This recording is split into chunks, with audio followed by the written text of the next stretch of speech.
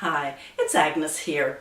Today I want to share a painting with you, and I think it's a watercolor, but I don't know my mediums well enough to be sure. And let me just show it to you here.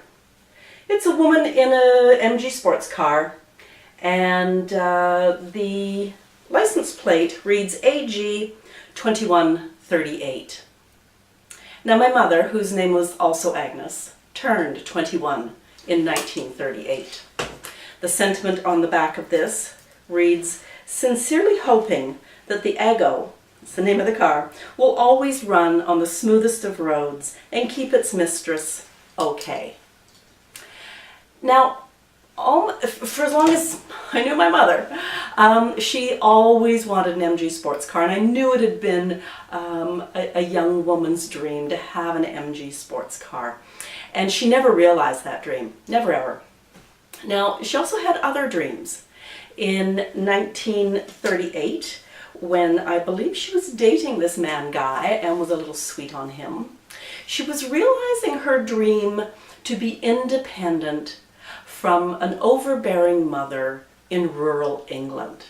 So she'd moved to London, she'd gotten herself a government job, which she'd actually had to lie to get because she was half an inch too short for it. She knew she'd have a pension, so she'd never be dependent again, and life was good.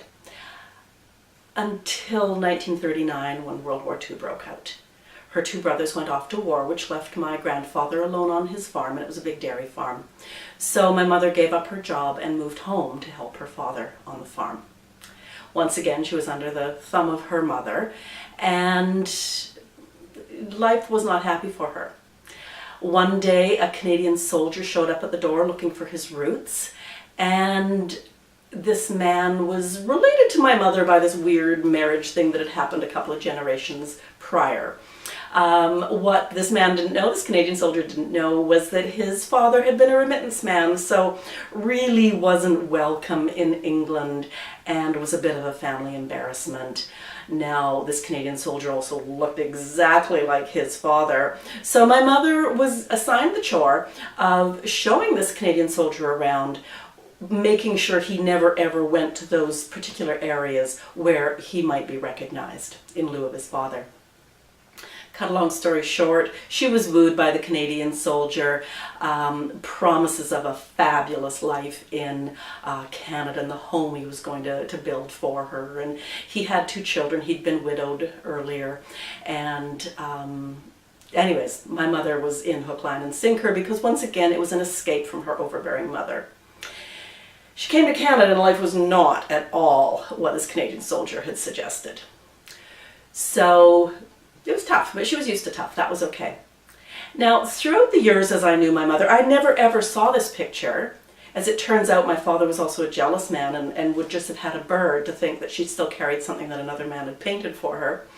But things about my mother that I did know was that she always wanted to play the accordion, and she never did. She always wanted to play golf, and she never did. Now, after my dad died in '94, my mom was actually free for the first time in her entire life, and we started to have some really good times. We would laugh a lot, and she loved the kids and stuff like that. Now, unfortunately, it was only a matter of time until dementia started to claim her brain. So those years in between, I do really treasure because I think I got to see a piece of my mom. But it was in moving in with me, once she had dementia, that this painting came out again, and I think I'd seen it. It was familiar, but I hadn't seen it much. And it became a bit of a fixation for her. So I framed it and I put it on the wall. And she just always loved looking at it because I think it just reminded her of, I guess, the innocence of those early dreams that we all have and have had. I keep this picture now, my mom's been gone a while, I keep this picture now on my office wall as a reminder to me to make sure that I live my dreams. And I want to turn that around and tell you now. Do whatever it is to make sure you live your dreams. Maybe all of them aren't possible, but there's going to be a few that with focus and work you can achieve. We've all heard the story of just the fact that when you're on your deathbed, you will rarely regret the things you've done, but you will always regret the things you haven't. So don't live a life where you end up looking back at just so many dreams that weren't realized. Go find your MG sports car. Go find your accordion lessons or your golf, whatever that is, your travel, anything at all that is your dream. Go and find it, create it, and live that life. So going back to the sentiment on the back now, the Aggo did not always run on the smoothest of roads.